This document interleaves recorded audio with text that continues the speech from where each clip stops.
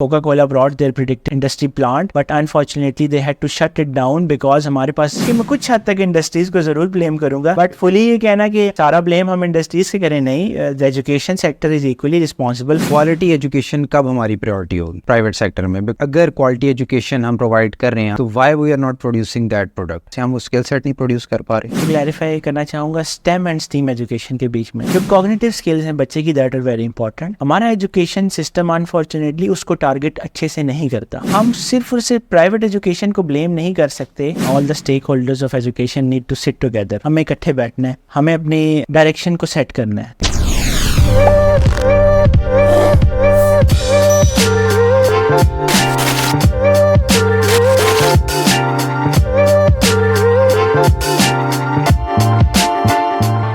अस्सलाम वालेकुम, कैसे हैं आप सब? Welcome to our second podcast. मेरा नाम है सैयद माज और मेरे साथ हैं अली सलमान। अली, कैसे हैं आप? मैं बिल्कुल ठीक। माज, आप कैसे हैं? ठीक हैं, खैरियत से हैं? जी अली, अल्हम्दुलिल्लाह बिल्कुल ठीक ठाक। तो अली, आज हमारे साथ गेस्ट कौन मौजूद है? जी माज, आज हमारे साथ बड़ी एक अहम और यंग शख्सियत है। मैं कहना चाहूँगा कि ना सिर्फ मैं और माज बल्कि तमाम पाकिस्तान के यूथ के लिए एक बड़ी ही इंस्पिरेशन है। इन बहुत कम उम्री में इन्होंने पाकिस्तान के एजुकेशनल लैंडस्केप को ट्रांसफॉर्म करने में बहुत से अहम प्रोजेक्ट्स का ये ना सिर्फ हिस्सा भी रहे हैं बल्कि एजुकेशन को एज अ पैशन लेके इन्होंने अपने आप को ना सिर्फ प्रोफेशनली बल्कि पर्सनली भी ग्रो किया। तो आइए मिलते हैं मोहम्मद नुमान खान से, जो एक टेक्नोलॉजी इंटीग्रेशन एक्सपर्ट फर्म में as an ed tech expert अपनी खिदमात सर अंजाम दे रहे हैं। जी नुमान, अस्सलाम वालेकुम, कैसे हैं आप? ठीक हैं? Thank you very much, Ali, for the warmth welcome, and I am really honored to be in this podcast. मुझे बहुत अच्छा लग रहा है आप एंड मास के बीच में बैठ के, and I hope so कि this podcast will bring a lot of learning for me too. Thank you Numan. और आज का पहला सवाल हम शुरू करते हैं, स्टार्ट करते हैं इस चीज़ से कि क्या पाकिस्तान में प्राइवेट स्कूल्स माफिया एग्जिस्ट करते हैं? थैंक यू माज। आई गेस अगर हम इस एजुकेशनल कॉन्टेक्स्ट में बात कर रहे हैं और हम ये कहें कि प्राइवेट स्कूल माफिया, तो मैं ये समझता हूँ कि education is something which is very noble, और जो लोग भी इसमें काम कर रहे हैं और इसके साथ एसोसिएटेड हैं तो उनके लिए माफिया का term that is not an appropriate term. बल्कि हम ये ज़रूर कह सकते हैं कि we find good and bad people everywhere, और we can rather say we find good and weak people everywhere. कुछ लोग हैं जो अपनी कैपेसिटी में बहुत अच्छा काम करते हैं एंड वो उसके रिजल्ट्स भी अचीव कर लेते हैं। On the other hand few try their best, but obviously वो रिजल्ट्स अचीव नहीं कर सकते कि जो आप कह सकते हैं कि अप टू द मार्क हों या स्टैंडर्ड्स हों। तो आई वुड से कि माफिया नहीं एग्जिस्ट करता, but there are certain elements जिसको हमने ज़रूर कैटर करना है, एंड आई बिलीव कि that is the term standard. कि जब हम एक स्टैंडर्ड इंट्रोड्यूस कर देंगे तो फिर हम इस डिबेट से शायद बाहर आ जाएंगे कि आया जो हमारी प्राइवेट स्कूल एसोसिएशन जितनी एफर्ट करता है हमें उसको इनकरेज भी करना चाहिए, और उसकी इसमें कोई डाउट नहीं है कि I have met some exceptional people in the private sector और they all are putting the effort. Just the need is कि we put the direction all together in the right way. Right. तो नुमान, आप मुझे ये बताएं कि ये पाकिस्तान में एक रूट लर्निंग का निज़ाम ये कब तक चलेगा? ओके, सो अगर हम रोट लर्निंग की बात करें तो आप कह सकते हैं कि ये हमारा डायलेमा है, और इसको अगर हमने समझना है तो इसकी रूट प्रॉब्लम को आइडेंटिफाई करने के लिए हमें अपनी इंडस्ट्रियल रेवोल्यूशंस को अंडरस्टैंड करना पड़ेगा। ये रोट लर्निंग एजुकेशन में आई कहाँ से? इज इट नेगेटिव थिंग और पॉजिटिव थिंग? क्या इसके प्रोज एंड कॉन्स हैं या सिर्फ कॉन्स ही हैं? और for that I will go back in the history. अगर हम बात करें तो फर्स्ट इंडस्ट्रियल रेवोल्यूशन जब हमारे पास ऑब्वियसली इंडस्ट्री रेवोल्यूशनाइज हुई, उसकी नीड थी cramming and utilisation and rote learning, because repetitive job थी, नेचर मतलब जॉब्स की नेचर रेपिटेटिव थी। People used to repeat the same job again and again, and based on that need जो आपके accommodations थे, educators थे, वो वही product आप कह सकते हैं प्रोड्यूस कर रहे थे। That was basically good road learners।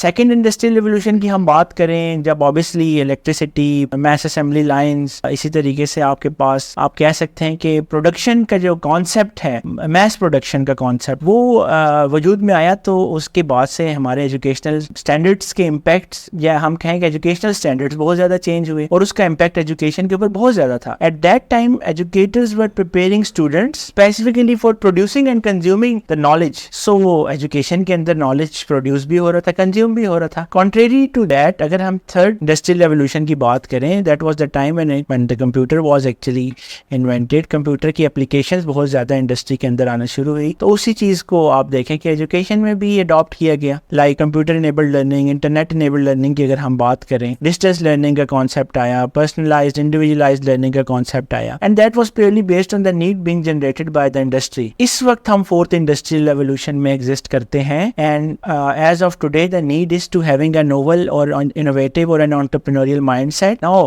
Producing that mindset means कि we need to produce the problem solvers. And अगर हमने एजुकेशन के अंदर प्रॉब्लम सॉल्वर्स को प्रोड्यूस करना है, so we actually need to bridge that gap कि हमें अपने आउटकम्स के ऊपर नज़र रखनी है, अपने आउटपुट पे नज़र रखनी है कि हम अचीव क्या करना चाहते हैं. इसमें मैं थोड़ा सा ब्लेम ऑब्वियसली इंडस्ट्री को भी करूँगा. पाकिस्तान में क्योंकि इतनी फ्लरिश्ड इंडस्ट्री नहीं है जिसकी नीड ही प्रॉब्लम सॉल्वर्स आप कह सकते हैं कि नहीं है, या आप उसे कहें कि उसको रिक्वायर्ड नहीं है, जिसकी वजह से हम वही माइंडसेट क्रिएट कर रहे हैं जो 17th-18th सेंचुरी की नीड थी, एंड जिसकी वजह से हमारे एजुकेशन सिस्टम के अंदर वो तासुरात नज़र आते हैं. मेरे ख्याल में इंडस्ट्री तो आजकल पाकिस्तान में नज़र ही नहीं आती. तो वो किस तरह वो एक पाकिस्तान की एक तालिब इल्म को जो है वो अपॉर्चुनिटी देंगी उस लेवल पे पहुंचाने के लिए. I agree to some extent with you Maaz. The problem is कि पाकिस्तान में इंडस्ट्री हम ये कहें कि बिल्कुल ही एग्जिस्ट नहीं करती, तो ऐसी बात भी नहीं है. ऑब्वियसली पाकिस्तान के अंदर I still remember that Coca Cola brought there predicted industry plant, but unfortunately they had to shut it down because हमारे पास रेलेवेंट रिक्वायर्ड स्किल सेट मौजूद नहीं था. और हमारे पास ऐसी बहुत सारी मिसालें मिलती हैं हमें आज के दौर में कि where industries have vacant spaces but they do not have the right skill set. तो इसीलिए मैंने कहा कि मैं कुछ हद तक इंडस्ट्रीज को जरूर ब्लेम करूंगा, बट फुली ये कहना कि सारा ब्लेम हम इंडस्ट्रीज के नहीं. The education sector is equally responsible for that कि उन्होंने राइटली कुछ डिसीजंस ऐसे नहीं लिए कि जिसकी वजह से हम अपने डायरेक्शन को सही कर सकते थे, and for that reason we are lacking behind. हम लोग अपने स्टैंडर्ड्स को अब सेट नहीं कर पा रहे बिकॉज एज एन इंफ्रास्ट्रक्चर हम इतने बड़े हो चुके हैं, हमारा एजुकेशन सेक्टर इतना बढ़ चुका है, उसके साथ कुछ ऐसी चीजें एसोसिएट हो चुकी हैं कि उसको चेंज करना इतना ईजी नहीं होगा. बिल्कुल नुमान, आप बिल्कुल सही कह रहे हैं. एंड आई टोटली एग्री कि कुछ एक्सेप्शन लोग ऑब्वियसली हैं जो अपने डोमेन में अपनी कैपेसिटी में रहते हुए एफर्ट्स पुट कर रहे हैं. बट एज अ होल अगर बात करें तो क्वालिटी एजुकेशन कब हमारी प्रायोरिटी होगी प्राइवेट सेक्टर में? बिकॉज आप कह लें कि अगर क्वालिटी एजुकेशन हम प्रोवाइड कर रहे हैं, हम ये क्लेम करते हैं, तो why we are not producing that product, जो कि एक्चुअली वो स्किल सेट. माज भाई, अगर हम बात करें, जो नुमान भाई ने अभी बात की हमारे साथ कि हम इंडस्ट्री में वो वैकेंट स्पेसेस हैं but we need that skill set, तो क्या क्वालिटी ऑफ एजुकेशन हमारी प्रायोरिटी पे नहीं है जिसकी वजह से हम वो स्किल सेट नहीं प्रोड्यूस कर पा रहे? और उसके साथ साथ अली की फीसिंग भी बहुत चार्ज करते हैं. तो नुमान भाई, ये आपका क्या ख्याल है इस बारे में?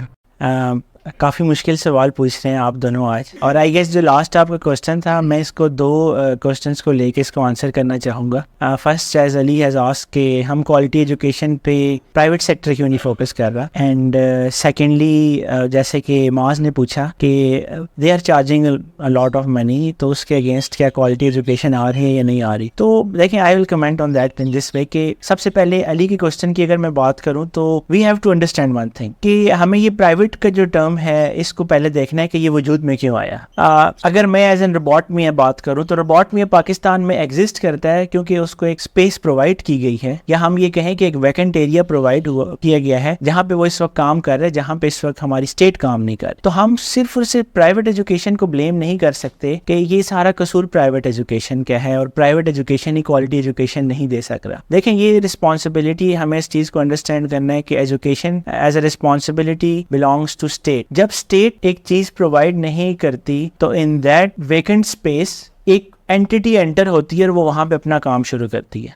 We can say with the notion to provide quality education, और we can say being optimistically they are trying their level best. वो उस जगह पे काम करती है और उसमें हम कह सकते हैं कि दे मे बी और they may not be achieving the quality education. Reason being कि स्टेट अगेन जो स्टैंडर्ड स्टेट ने सेट करने थे उस क्वालिटी एजुकेशन के, वो पैरामीटर्स ही हमारे पास आज तक सेट नहीं हो सके. अगर हमारे पास हम कहते हैं बहुत सी प्राइवेट एंटिटीज हैं, वो बहुत सी डायरेक्शंस में काम कर रही हैं, तो हम किसको सही सही बोलेंगे और किसको गलत, ये बेंचमार्क हमारे पास आज तक हमें स्टेट ने नहीं दिया। रिसेंटली सिंगल नेशन करिकुलम आया है, but it's a good document, we need to see कि उसकी इंप्लीमेंटेशन कैसी है, that is another question. But learning outcomes भी हैं। बट अगर हम उसकी असेसमेंट की बात करें तो again the student has to appear in the very same assessment जो कि आज से 76 ईयर, बल्कि मैं इसे कहूंगा 2 से 3 सदियां पुरानी है, बिकॉज वो रोड लर्निंग के ऊपर बेस्ड करती है। This is the fact.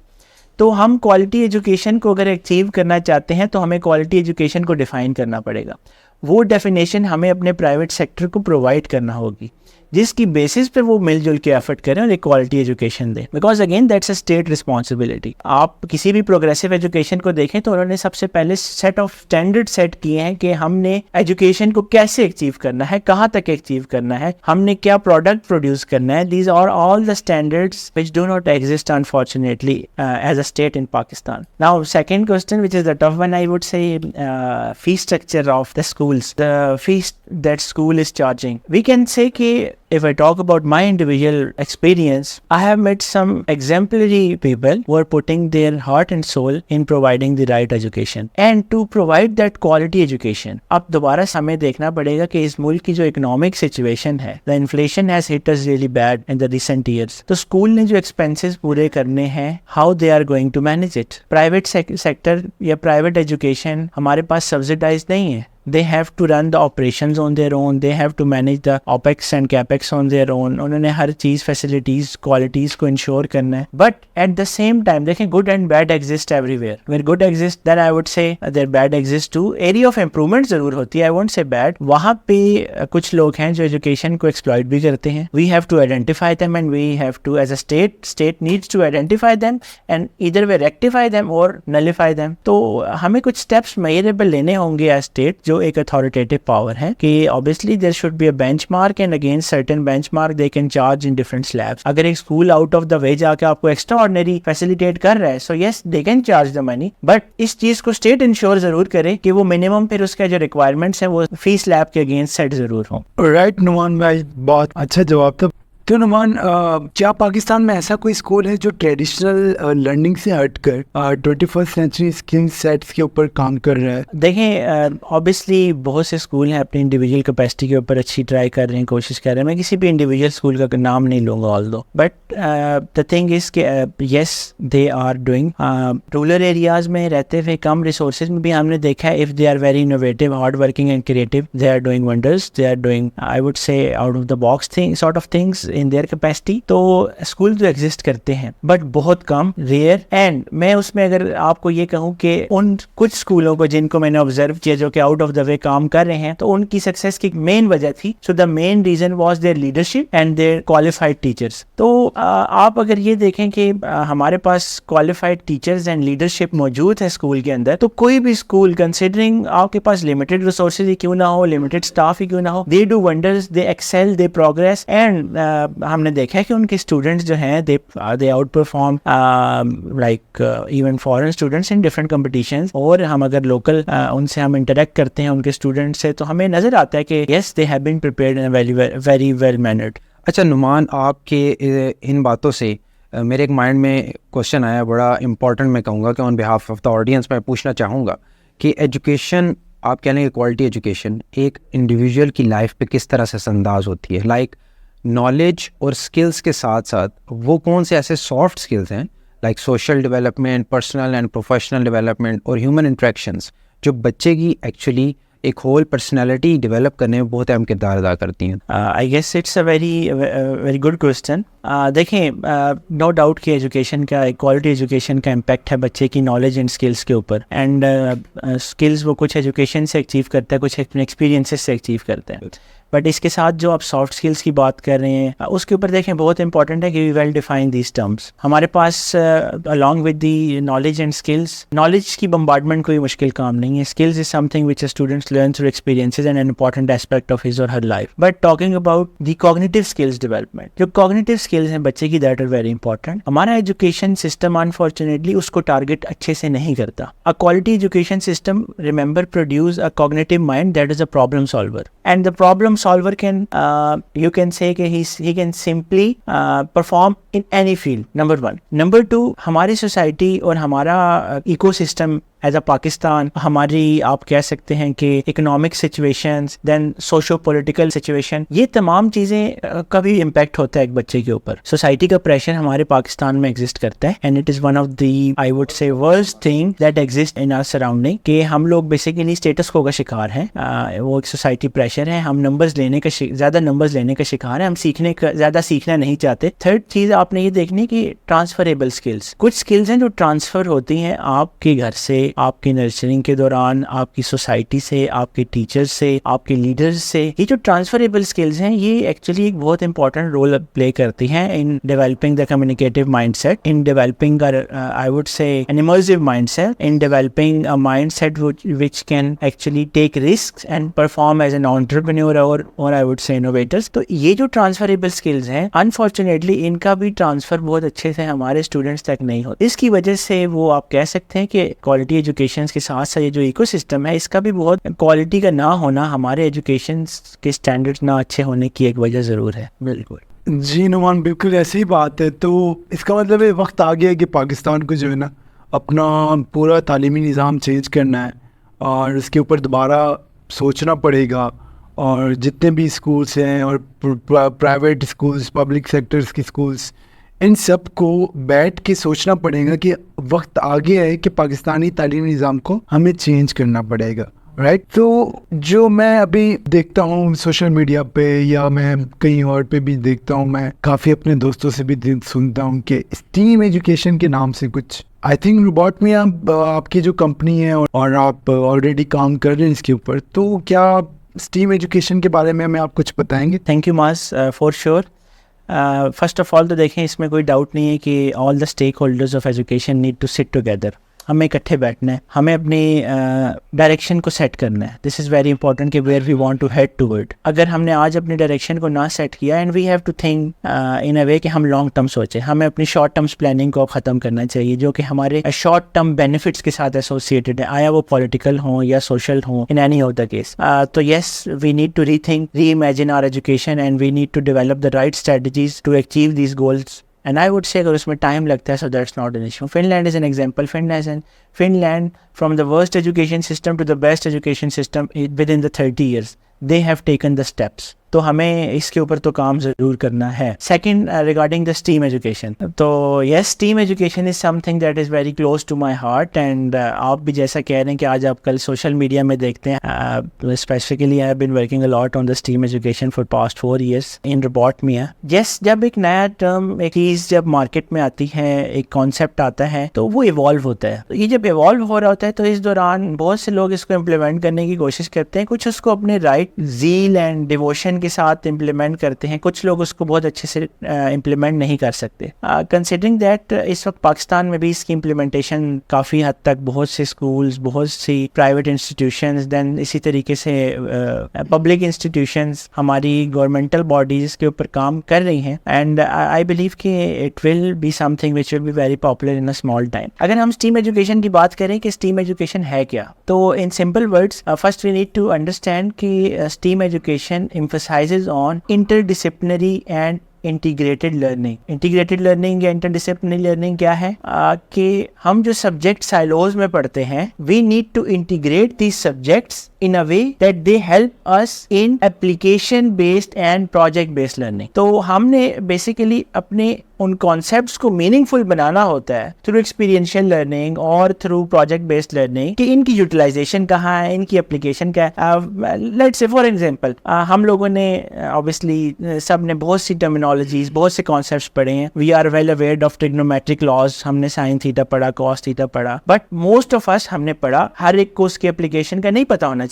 But क्योंकि हमारा सिस्टम वो सबको पढ़ाता है और वो पढ़ा के अगर उसकी एप्लीकेशन नहीं बताता तो वो चीज मेरे लिए मीनिंगफुल नहीं रहेगी। तो स्टीम एजुकेशन इन सब चीजों को नेगेट करता है कि जो बच्चों को पढ़ाई जाए और उसकी एप्लीकेशन का ना बताया जाए। तो अगर हमें अब देखें एज एन इंडिविजुअल्स, हमें जब हमने पढ़ा और हमें अपने टाइम पे इन ट्रिग्नोमेट्रीज की एप्लीकेशंस को नहीं पढ़ाया गया तो वो चीजें हमारे लिए मीनिंगलेस हो गई हैं। तो ऐसे ही हमने इन ऑब्वियसली कॉन्सेप्ट से बचना है, और स्टीम एजुकेशन जबकि प्रायोरिटाइज करता है कि how we can actually promote application based learning. अच्छा नुमान, मुझे एक चीज़ बताएं, ये स्टीम एजुकेशन हम जहाँ भी सुनते हैं उसके साथ ये रोबोटिक्स हम लाजमी सुनते हैं, क्यों माज भाई? ऐसा ही तो बेसिकली आप हमें ये क्लैरिफाई करें कि रोबोटिक्स किस तरह से कॉम्प्लीमेंट करती है स्टीम को। इसमें अली मुझे एक और सवाल ऐड करना है। नमान, मैं आपसे ये पूछना चाह रहा हूँ कि ये स्टीम स्टेम इन दोनों में क्या डिफरेंट है? मेरे अभी काफ़ी दोस्त ये कहते हैं कि यार स्टीम एजुकेशन आया है वो सिर्फ रोबोटिक्स पे ही काम कर रहा है, तो ज़रा मुझे ये बताएं कि रोबोटिक्स स्टीम से क्या लेना देना है?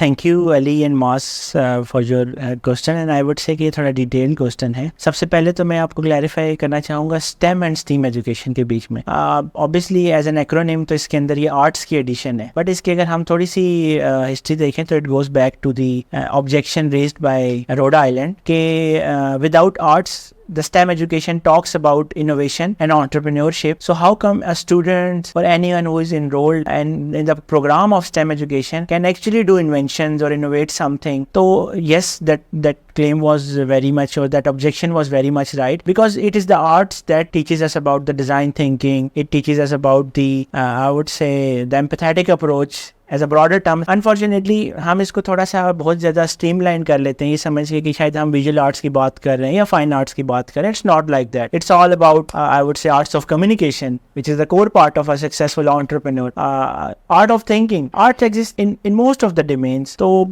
उस वक्त ये स्टेम को मेनली फिर across the world STEAM education के अंदर ट्रांसफॉर्म किया गया, and it was accepted by all the stakeholders कि yes, STEAM is the right thing that we need to promote. Coming to the second question, robotics and STEAM education, ये एक confusion है जो exist करती है।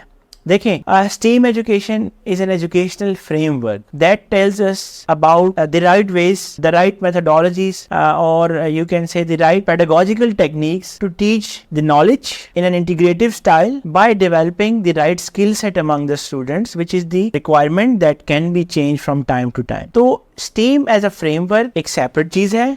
Robotics is basically, we can say it's a toolkit. Okay. Toolkit in a way that it complements STEAM education in a very good way. The reason that most part of the world is following robotics, artificial intelligence, or other emerging technologies in implementing STEAM education is because they have decided that as of now in 21st century we need people with the skill set of artificial intelligence, with the skill set of robotics and fields related to that. So based on that, they have actually integrated robotics and STEAM education, and they complement each other in a very good way. For example, there is a major role of science in robotics. There is a major role of the technology itself. Robotics is one of the emerging technology. We talk about engineering, arts, or mathematics. They all actually are the integral part of robotics. So based on that, it becomes easy and interesting for the students to actually work with the robots, to make robots, to build robots, then compete with them. So it's just, you can say, they complement each other in a very good way.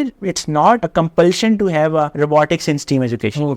Okay, आप इस तरह से कह रहे हैं कि robotics just as a tool introduce आपने किया, and tool can be anything, like any technology. Tool can be any emerging technology, or tool can be any thing apart from technology. That helps them to actually clarify their concepts through application and hands-on. So Ali, we can say that the Watmia introduced the STEAM education in Pakistan, and the STEAM framework, I can say, they are more focusing on skill set, right, Naman? Exactly, that the STEAM education primarily focuses on the skill set development rather than just transferring the knowledge or information.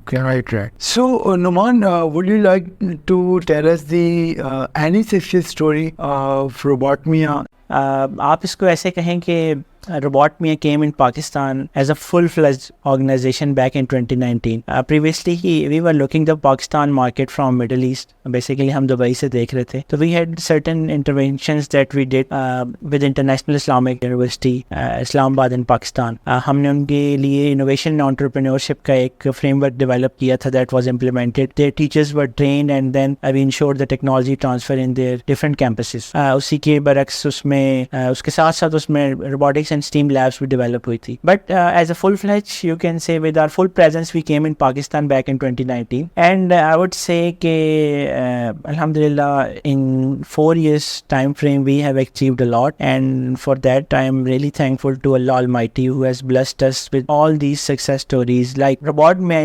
is the partner of Knowledge Economy Initiative with Ministry of Federal Education and Professional Training. We have established 30 discovery and innovation labs and integrated their existing curriculum curriculum of science and math with the state-of-the-art technology, where the students of grade 6 till 8 were part of these discovery and innovation labs to develop or enhance their learning and develop the skill set that is required for 21st century. Similarly, afterward, we are working with the UNICEF on certain programs. Few of them are obviously under development. Few are about to be regulated in the South Punjab. Like we are working with them on the project of accelerated learning program, where we are like integrating the accelerated learning curriculums, learning outcomes that are designed for out of school children or underprivileged children who have missed the primary school and they have been directly enrolled in the middle year program, जहाँ पे हम उनको with the help of technology we will help them to pace up their learning and complete their learning outcomes of these 3 years within the 20 months time period. इसी तरीके से हमारा UNICEF के साथ एक बोस्टल एंड जुवेनाइल इंस्टीट्यूट है, उसके ऊपर हम लोग का काम चल रहा है, where we are developing the solutions for the young detainers, those who have committed the crime and how we can make them the part of society. Apart from that we are working on all abilities lab that is for special students. Private sector की बात करें, we are working with the Crescent Educational Trust. We have designed that program I guess for more than 8,000 students and they are continuously getting benefit out of it. It is basically integration of STEAM education in pre-primary till grade 8 level, where we have integrated their existing science math curriculum. And then we have integrated STEAM education with the International School of Baccalaureate curriculum with one of the institute known as Nova City Premier School. Apart from that, we have had like 114 plus up and running labs across Pakistan with the private and public institutions, and I believe this is a great start. I believe this is big number in Pakistan. Yes, Alhamdulillah. I would say that the credit goes to obviously to the management of Pakistan. They have been thinking about the Pakistan as a nation, and secondly, obviously, there is no doubt nothing is possible without the help of Allah Subhanahu wa Taala. So it is basically His blessing, the Almighty's blessing, that we have able to achieve this during this tenure. And I believe this is the point of start. Things will expand. The way that Pakistan educational institutions has welcomed us, I believe that this is just a point of starts, and we will do wonders in this market, inshallah. And I am very much sure that we will be recognizing the individual success stories very soon too, that how our students have made an impact in the society. That time is not very much far away, inshallah. Inshallah, you will. Thank you so much, Numan भाई, आपने अपना कीमती time निकाला. Thank you so much Numan भाई for sharing such a wonderful insights.